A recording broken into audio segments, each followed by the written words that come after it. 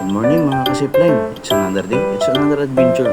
Nandito pa tayo ngayon sa Quezon Island at naglilinis po tayo ng helmet kasi amoy pawis na po yung mga helmet natin.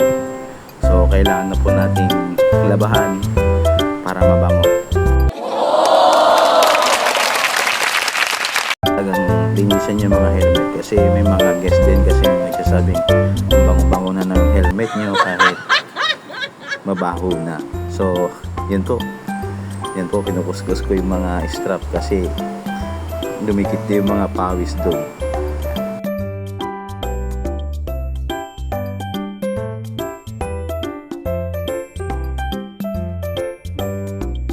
Ang oras na yan, tapos na po tayo at tayo po ay magbabanlaw na. Lalagyan natin ng downy para mas lalo pang bumango yung helmet. Okay, isa-isa ko pong binabanlawan para kumapit po yung downy.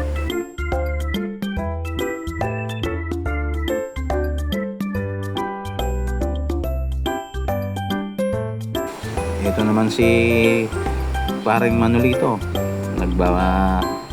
Nahahangon niya na yung mga harness na binabad namin sa may downy.